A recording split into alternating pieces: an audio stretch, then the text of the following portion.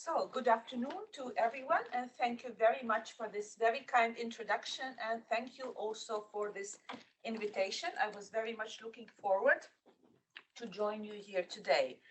And let's start immediately.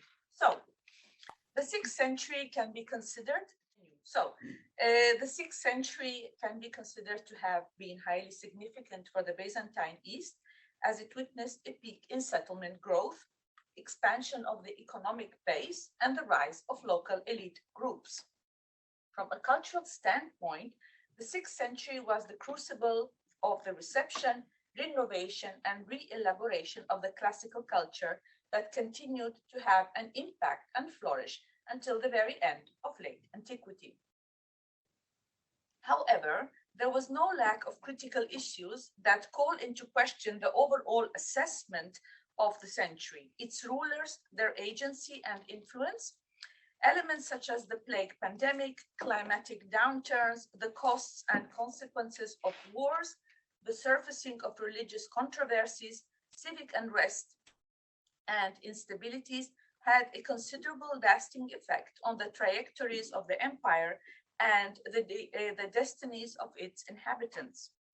So the aim in what follows is to reconsider this narrative from an archaeological perspective and question the complexity of factors at play that affected the regional context of the Levant, moving the spotlight to the provinces of Arabia and its neighboring Palestina. One of the major factors of change was given by a new social fabric with the rise of local elite groups, especially the Ghassanids, namely the Jafnid dynasty, destined to become the most important federati of the Byzantine Empire. The Arab historian Al-Yaqubi states that they settled in the region south of Damascus and north of Bosra, that is, in the southern part of Phoenicia Lebanensis and in the northern part of the province of Arabia. He mentions that the emperor who consented to their settlement in Byzantine territory was Nushir, a name which in the Arabic sources is used for Anastasius I. Confirmation of this is provided by Theophanes in his Chronographia.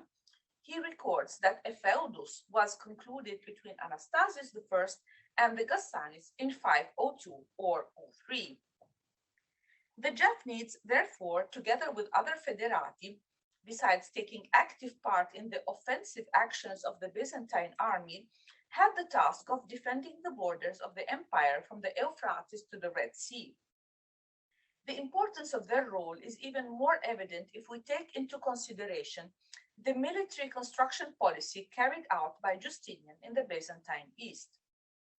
Most of the new military structures and fortification works built and or renovated during his reign, according to Procopius in the De Edificiis, were located in the region north of the Euphrates and south of the Anti-Taurus.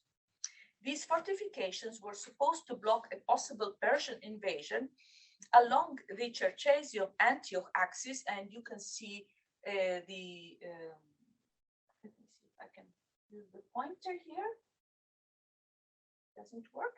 Anyway, the Cherchesium is indicated by the red arrow, which represented the only possible route that could offer a large army sufficient drinking water, food, and fodder. Justinian built very few fortifications south of the Euphrates River in central Syria and southern Levant, owing to the fact that the Arab federati did not require specific military architecture arrangements, as they settled in abandoned Roman military castra and assumed an important geopolitical role. Their position guaranteed a condition of relative stability along the eastern frontier and provided constant tax revenues from the agricultural land that they received in exchange for their services. The Jafnids proved to be particularly effective in consolidating the imperial realm, as they took, according to Malalas, an active role in repressing the Samaritan revolt that broke out in Palaestina Prima and Secunda in 529. As reported by Cyril of Saitopolis, churches in the countryside suffered extensive damage, and Sabas himself traveled to Constantinople to plead with the emperor for the remission of taxes and the reconstruction of the churches destroyed in the revolt. This resulted in appointing Anthony, Bishop of Ascalon, and Zacharias, Bishop of Pella, to inspect places and buildings and report the entirety of the damage.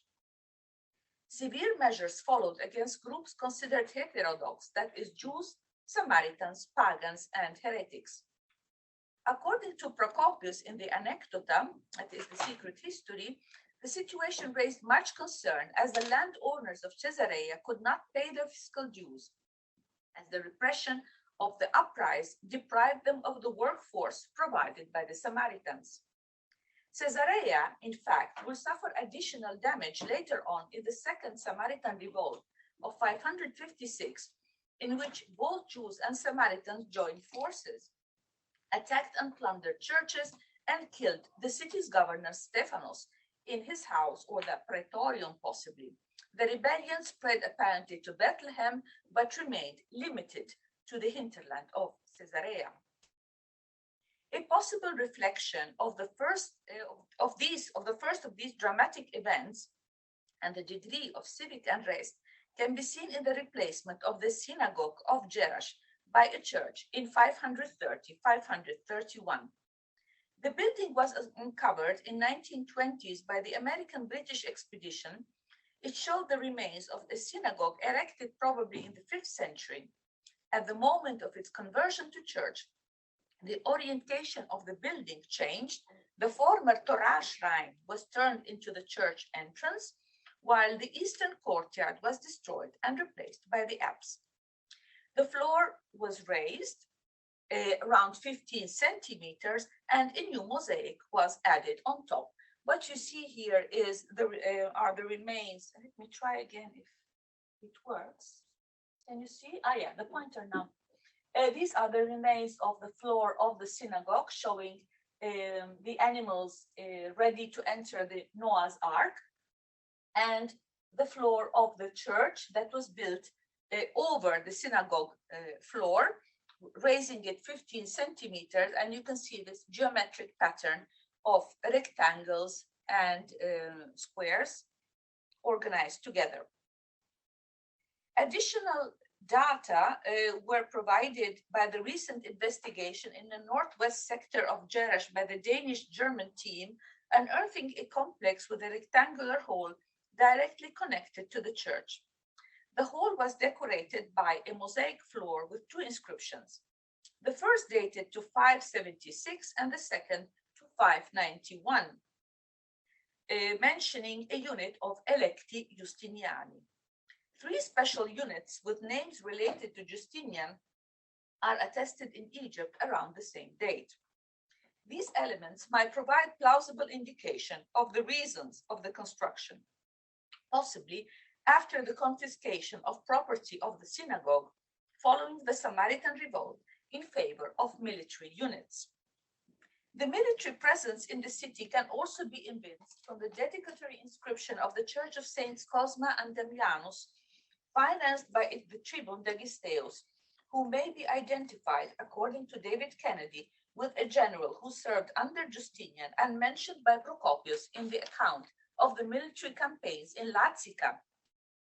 The church was dedicated in 533, and its mosaic pavement bears similarities to that of the synagogue church. And by the way, you can see that they were not even far, because the area of the synagogue is in the small rectangle that is the northwestern quarter of Jerash, and the complex of the 3 churches, of which the Church of Cosmas and Damianus is part, is the other rectangle indicated by the red arrow.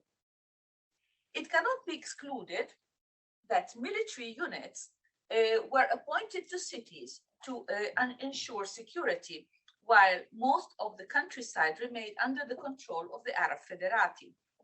2 sites in Arabia can be specifically connected to elite patronage of the Japhnites, that is Nittel and Tel el-Umayri East, with 2 churches dedicated to St. Sergius.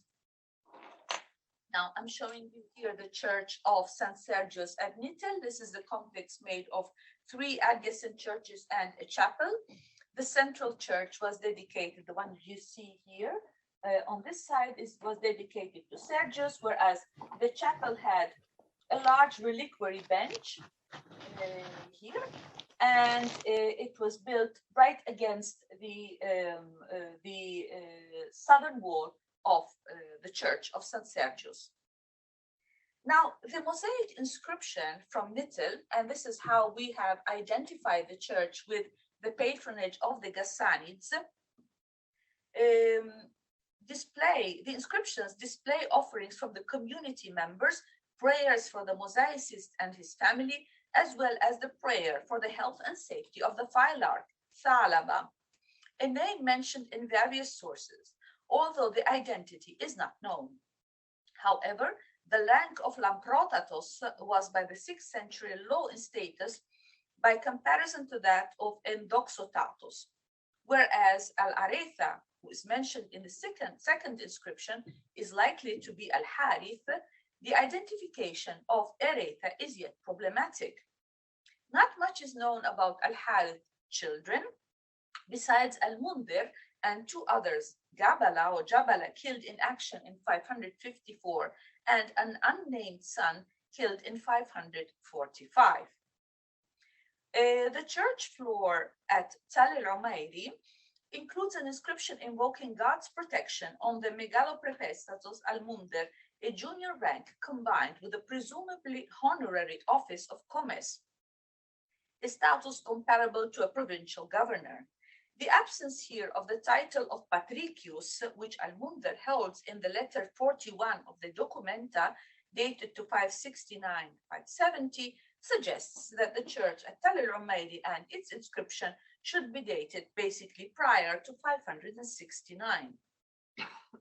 Now, a decade later, in the summer of 541, a virulent strain of Garcinia pestis broke out, beginning in the small Egyptian port of Pelusium, located on the eastern edge of the Nile Delta. It rapidly moved along trade routes westwards to Alexandria and eastwards along the Mediterranean coast.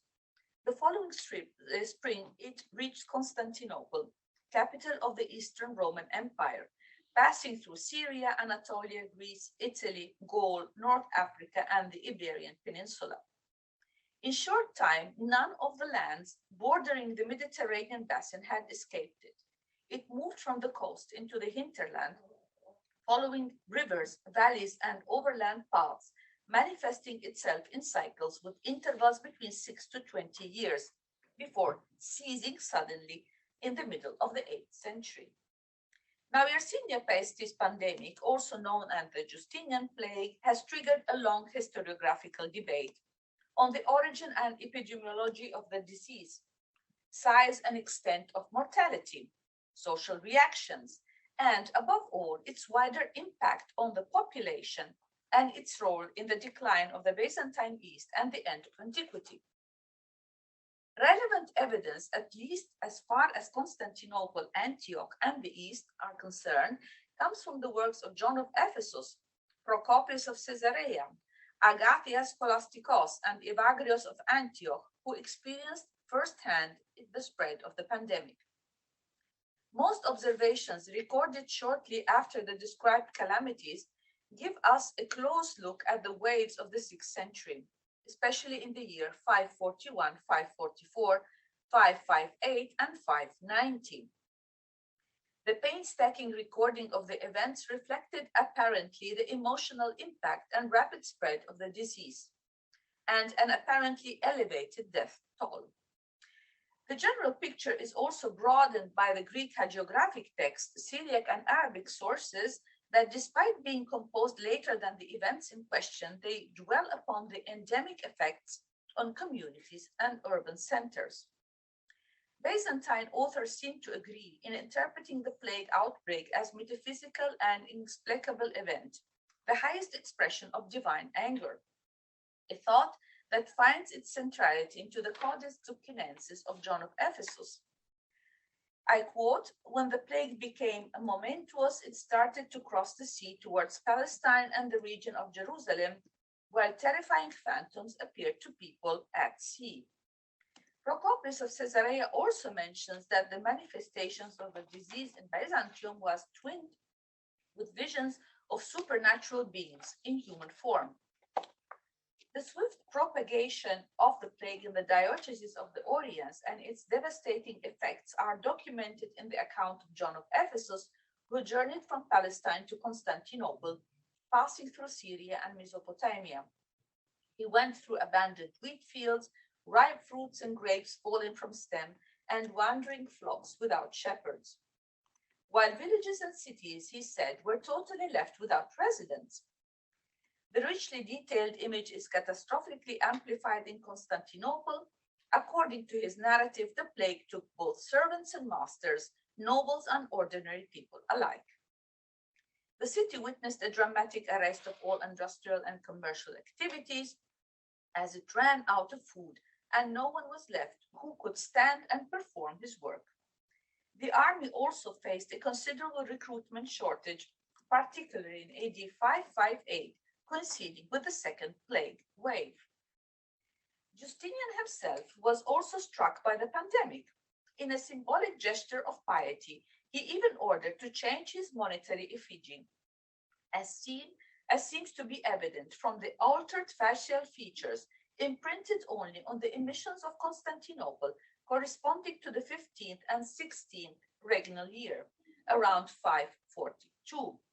And here you can see the difference compared between the folies and half folies issued before and after the pandemic. The Byzantine authors in the sources mentioned so far devote ample discussion to the causes of the catastrophe, asserting that collective sin provoked the divine anger in the form of plague. John of Ephesus considers the events a heavenly exhortation to repentance. Procopius, in the same way, attributes the calamity to God. He, however, turns polemically to the subject in the Anecdota, hinting at the individual guilt of Justinian, the demonic figure par excellence responsible for the disaster, thus revealing not only the well-known aversion to the emperor, but also a parameter of judgment, which turns to be an expression of his time, where not only the plague, but all other diseases were attributed to demons. It is nevertheless legitimate to assume that the recurrence of the plague 5 times during the reign of Justinian certainly did not favor a benevolent image and attitude towards the sovereign. Zacharias of Mytilene in the Syriac Chronicle of Serat comes to the conviction it was God himself who ordered Satan to unleash the plague, which he calls Mautana. In the hagiographic perspective, which heavily reflects narratives that circulated on various levels of society, the plague appears as a real concern. The intent was not only to provide historical credibility to the narratives, but also to enhance the fame and extraordinary thaumaturgical powers of local saints and holy men. The life of Ahudemme, set in the 3rd quarter of the 6th century, states that he drove out the plague that has been caused by divine anger. The description of the plague in Emese in the life of Simeon Salos by Leontios of Neapolis and set during the time of Justinian is worthy of mention. The holy fool who has a foreknowledge of the imminent pandemic visits all schools and kisses some children farewell. Only those kissed by him died. The life of Simeon Stylet the Younger offers meticulous description of the irregular and violent propagation of the plague in the districts of Antioch in 593. The calamity was miraculously arrested by the southern gate leading to Seleucia, thanks to intercession of the Stylite. The sources describe with pathos and the tremendous death toll in large urban centers such as Constantinople and Antioch. Although figures given by authors such as Procopius, John of Ephesus, and later Theophanes must be considered with caution. It is plausible that the intensity of the pandemic was amplified in cities, exacerbated by the high population density. The most crowded places, such as poor neighborhoods, markets, schools, and army barracks, were mainly affected. At any rate, the absence of valid demographic data allows only to approximate calculations, leading to the estimate of about 57% of the population of Constantinople fell victim to the pandemic of 542, while for Antioch or Alexandria in Egypt, it is legitimate to hypothesize smaller figures. The incidence of rural mortality was probably lower, although there was evidently a labor crisis. Now let us turn to the next subject. The 6th century also witnessed several drastic climatic downturns, such as cold winters, hot summers, and droughts, which had an enduring effect on agricultural yield and life conditions.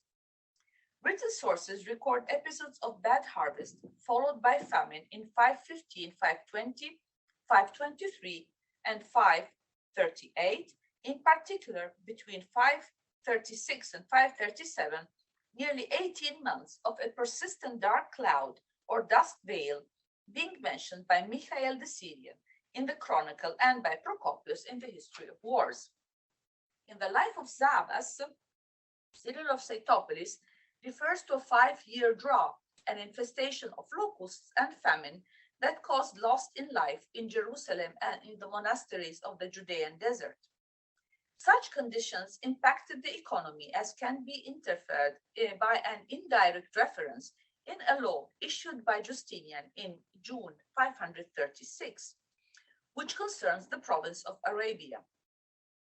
The emperor in Novella 102 accuses a weak administration for the low revenue yielded by such a rich province. Other events coincided with the plague in 542-545, when famine and recession are also emphasized and reflected in imperial legislations. In this regard, Agapius of Menbij, that is Hierapolis, in Kitab al-Unwan, or the Universal History, although written in the 10th century, reports of a violent plague preceded by famine, whereas after the earthquake of Antioch, he mentions an extremely cold summer, an infestation of locusts which devoured the wheat crop, the herbs and legumes, and a great plague occurred. Indeed, the incidence and correlation of famine and pestilence is common and well documented by the sources, since the famine, limos, and food shortage made the population less resistant to pandemic, that is, loimos or plague. In this regard, an inscription from Aphrodisias in Caria praising Radopaios, who was able to drive away both disease and hunger, loimon kai limon. Faced with the complexity of the impact of the plague and climate on the southern Levant in the 6th century, somehow below the radar of the written sources, it seems legitimate to question the visibility of these events in the archaeological record, and to register the thickness of evidence related to indicators uniquely reflecting significant and lasting demographic, urban, rural, and economic declines. In this perspective, it seems appropriate to limit the sample area identified here in the territories of provinces of Arabia and Palestina, owing to the consistent evidence of the epigraphic material, which can contribute to visualizing the direct effects on the populations of the East. According to the written sources, the plague penetrated the territory of the provinces through the port of Gaza, perhaps as early as the summer of 541, reaching the Judean desert monasteries in 542. A possible confirmation is a very short mention in the life of Kyriakos or Kyriakos, written by Cyril of Setopolis. It states that after he, that is Kyriakos or Syriakos, had spent 7 years at Susakim, the fathers of the Laura of Suka in the days of the great and terrifying mortality, out of fear of the impending terror, came with one accord to supplicate him, and after long entreaty, brought him back from Susakim to the Laura. The monks probably wished to avail themselves of the holy man's protection against the pandemic danger by keeping him with them for about 5 years. According to some verses of pre-Islamic poetry, the Ghassanid warriors had no fear of their enemies, but were terrified of the jinn infecting them with the ta'un, that is, the plague. Additional elements can be collected from the epigraphic material, consisting mostly of burial epitaphs. From a merely statistical point of view, the number of dated burial epitaphs represents only a small part of the epigraphic corpus attributed to the 6th century and identified in southern Jordan alone. Therefore, an indication of the sheer number of deaths provides some evidence on significant scale. To this, one must add the general tendency to omit the causes of death, which can be suggested only by the chronological reference, which may coincide with a pandemic wave.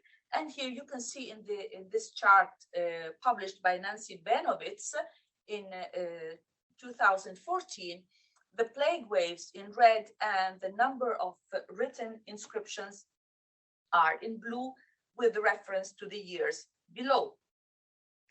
Now, a rare exception is the Greek inscription engraved on a lintel preserved in situ that mentions the construction of the church dedicated to Prophet Elijah in the episcopal city of Zora, today Ezra in Hauran, Provincia Arabia. The text, datable between the 22nd March 542, 21st of March 543, describes with efficacy the symptoms of the plague, characterized by swelling of the lymph nodes that led to the death of the local bishop. It seems likely that an event of particular relevance caused the death of 3 individuals from Phino, who were buried in the southern cemetery of the episcopal city in Palaestina Tertia. The first epitaph, engraved on local limestone of a rectangular shape, preceded by a cross, is arranged in 7 lines in an irregular way. The letters appear wider in the first lines, gradually narrowing, with the last line flattened in the lower right part.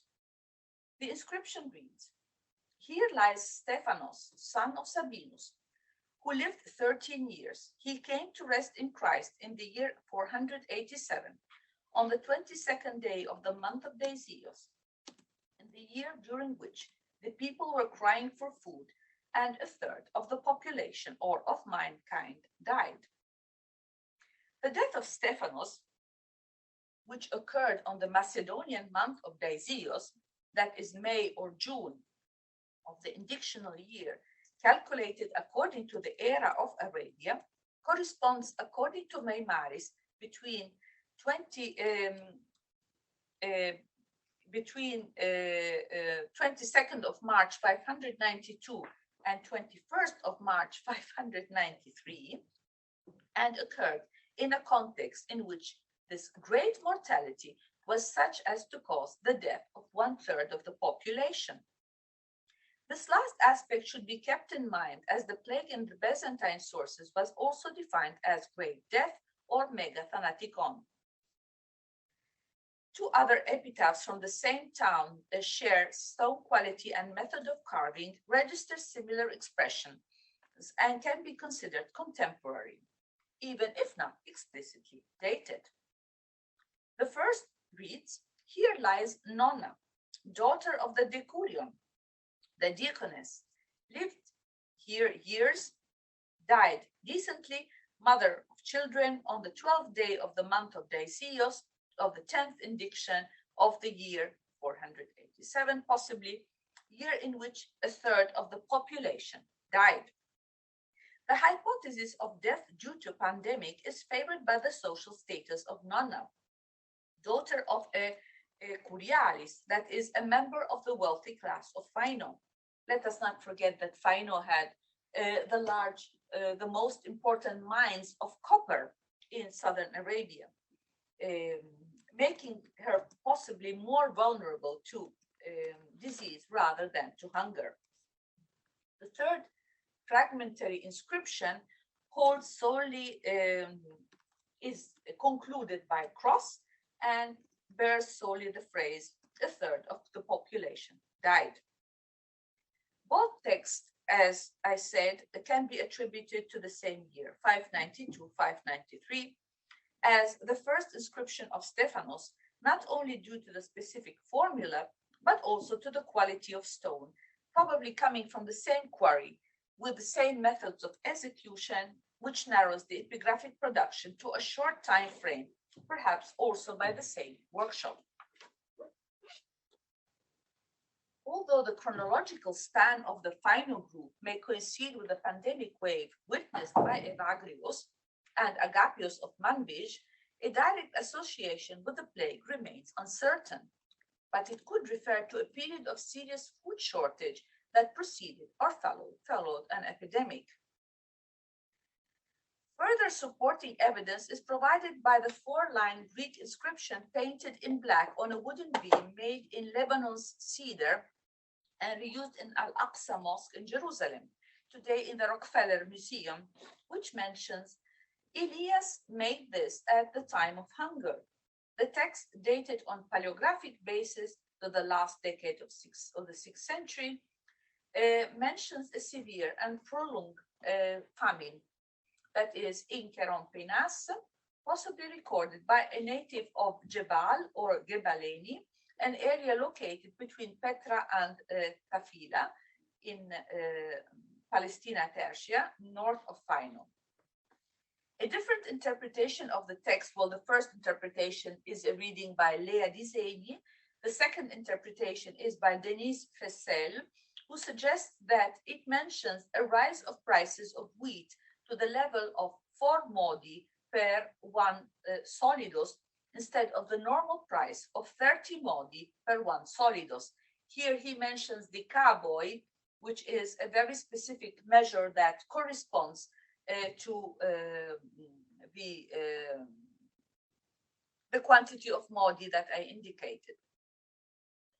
Now, going back to the funerary inscriptions, although causes of death are omitted, a few funerary stelae from with a Greek text from Palaestina Tertia dated to 541 commemorate several members of the same family. An epitaph from Nesana in the Negev commemorates 3 young brothers, and 5 from Gaza, 5 inscriptions dated from Gaza dated approximately by the indiction year to the same period. One of the Gaza group mentioned 3 children who passed away on the 9th and 23rd of June of the year 541 and were buried together. Strictly speaking, these epitaphs cannot be considered as concrete evidence of the plague, but they do suggest an increase in mortality. At least 21 or 22 individuals are known to be commemorated during the first wave of the plague on the east and west sides of the Jordan River. Other 4 waves are documented by inscriptions, that is 555, 577, 582, and 592, albeit a general drop in epigraphic practice is discernible, as demonstrated in the study of Nancy Benowitz. The last wave of 592 seems to find its way to the stories collected by John Moschus in Pratum Spirituale, or the Spiritual Meadow. He informs us that Procopius the Scholasticos, who was a native of Porphyrion, today Gia in Lebanon, but resident in Jerusalem, went to seek advice from Abba Zachaios. Procopius was worried for his 2 sons, who were staying at Caesarea when it was hit by the deadly plague. Abba Zachaios told him that his 2 sons will not be harmed. Moschus also mentions Abba Cyprian living in a monastery outside of the gate of Caesarea, who secluded himself in his cell to escape the pestilence. Now, the pandemic brought about a change in burial habits, as archaeological excavations of sites from the second half of the 6th century document collective tombs placed directly in churches or in close proximity to them.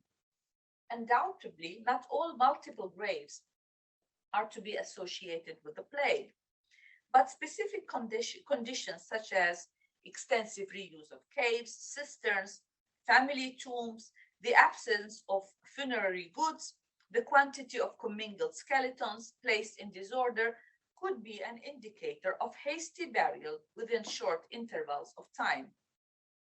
This could be the case of burials identified near Ashkelonin, Abu Juwaid, and Khirbit al-Sharaf, while the simultaneous multiple burials in unfinished tombs carved into the rock near the cities of Decapolis, of Abila and Capitolias, may point to depositions in circumstances of general distress. In addition to this, partial demographic data from Byzantine burial sites reveal that more than half of the examined individuals were probably less than 35 years of age at the time of death, such as at Samra. At Givat Shapira near Jerusalem, skeletal remains of 25 individuals of both sexes had an estimated age of 20 to 30 years. 5 adults between 30 and 50, and 3 adults over 50 years at the time of death. It seems appropriate to recall in context the fragmentary inscription painted on plaster found on the southern annex to the presbytery of the monastery of the high priest Aaron near Petra, dated to the 6th century. The Greek text with a possible apotropaic value quotes Psalm 91. His faithfulness is a shield and a buckler. You will not fear the terror of the night, nor the arrow that flies by day, nor the pestilence that starts in the darkness, nor the destruction that destroys at noonday. 1,000 may fall at your side, 10,000 at your right hand, but nothing will harm you. The quote from the psalm, which echoes John of Ephesus, may, however, refer to one of the waves of the Garcinia Pestis and may suggest that people may have turned to the protection of the local sanctuary and the monastic church. A closer view on the conditions of Palaestina Tertia in the 6th century is supported by the information in the Petra papyri. The archive was discovered in one of the side rooms of the Basilica of the Theotokos in Petra. The papyri register in a fairly accurate manner the economic affairs of a wealthy family of landowners from the 23rd of May, 537 to the 13th of April, 593. These are mainly stipulated contracts, notary deeds, wills, and tax receipts relating to landed property and other possessions located in Petra itself, in its hinterland, and in Ammata, Zodokaton, and Gaza. As far as it had been possible to ascertain, the transactions, which were fairly regular from 537 to AD 540, underwent a 3 years of stop between AD 541 to 543, then to be resumed with greater vigor, interspaced with brief interruptions. The latest documents were drawn up in 593, a date before and close to the fire that destroyed the basilica and its archive. From the Petra papyri, it is therefore possible to ascertain that the events that affected the region in the years corresponding to the pandemic waves led to a temporary suspension of the financial activities. The business and the fortune of the family, however, grew significantly after each interval, especially in the second half of the 6th century, leading to an increase in landed estates in the Hora of Petra.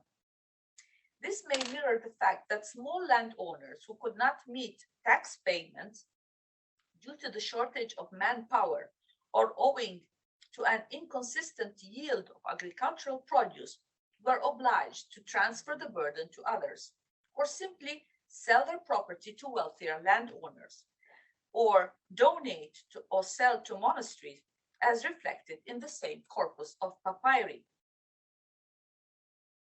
Evidence of fairly continuous land exploitation, however, is provided by recent palynological data conducted in some areas across the Eastern Mediterranean, and especially in the Negev, for the second half of the 6th century.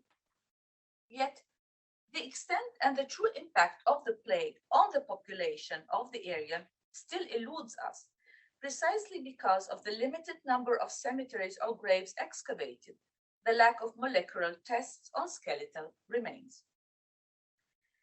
Now, I wish to consider the Mosaic inscriptions regarding the construction of public and religious buildings in the area, which may contribute to detecting a significant pattern of economic investment of imperial, ecclesiastic, and secular munificence.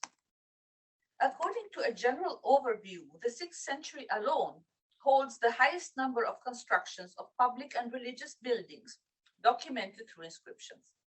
At least 124 public and religious buildings on both sides of the Jordan River are recorded through inscriptions only in the 6th century.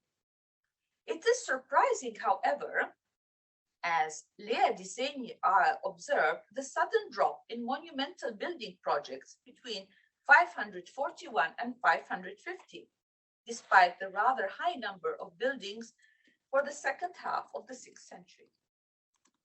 Significantly, the initial period is associated with the fervent construction activity in urban centers, whereas in its closing years, the situation appears reversed in favor of rural towns. And the case of Razas illustrates this clearly with 14 churches dated to the second half of the 6th century. Now, the site shows a quadriburgus of 158 per 139 meters castrum, with 3 gates on the east, west, and north sides.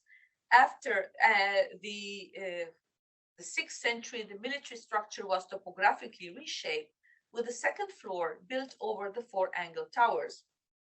This remodeling created an additional internal division, intensively built up with houses, some larger than others. 4 churches were built inside the castrum, roughly 1 in each sector. A second large building area developed northwards outside of the walls. It should be stressed that buildings were not set against the castrum enclosure, but spaced by an open area. The north sector of Razas shows 10 churches, of which 6 are dated by inscriptions between 586 and 593.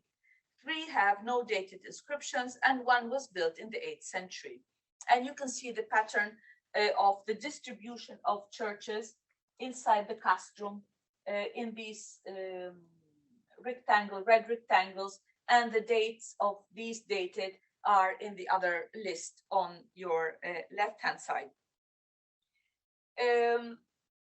As I said, the churches are mainly 3-aisled basilicas or simple hall chapels. Most projects are connected with the intensive activity of Bishop Sergius I of Madaba.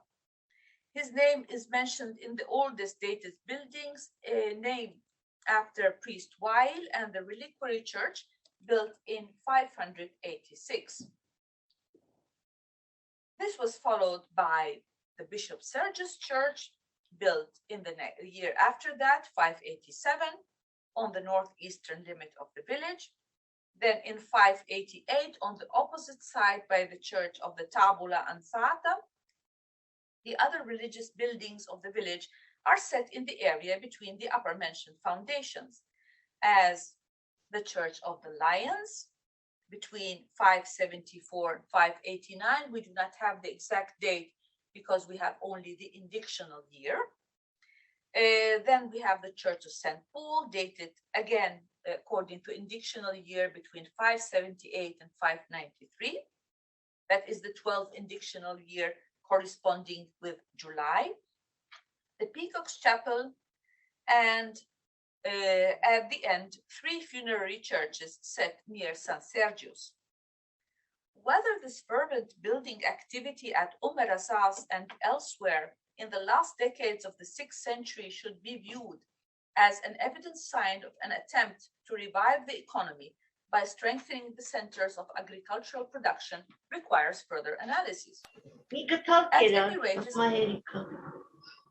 it must be kept in mind that a considerable tax exemption was granted to landowners by the Emperor Tiberius in 575, following plague and as the eastern provinces had their military capabilities significantly reduced, the consequences of these changes will be proved catastrophic. Already in 611, the Persians, having noticed the void created in the Byzantine defensive system, circumvented the fortified towns of northern Syria and upper Mesopotamia, managing to penetrate deeply into southern Syria and Palestine. This was followed by the defeat of the Byzantine army at Yarmouk in 535-36. No less incisive was the growing role of the ecclesiastical power and the pattern of the retreat of the state. With Justinian, the church had gradually taken on institutional activities that previously were the prerogative of the municipal government alone, leading towards a gradual yet strong liturgification of the Eastern Byzantine society and reflecting in intensive church building. The 6th century in the Levant was a time of profound transformations. The revival of the economy, the extraordinary growth of the Hora, reflects exceptional continuity, resilience, and reaction to various natural disasters, such as pandemics, climatic downturns, earthquakes. The short golden age was the fertile ground for patronage and the revival of classicism, a paradigm of the economic and territorial organization, although its bright lights were slightly fading away. Thank you.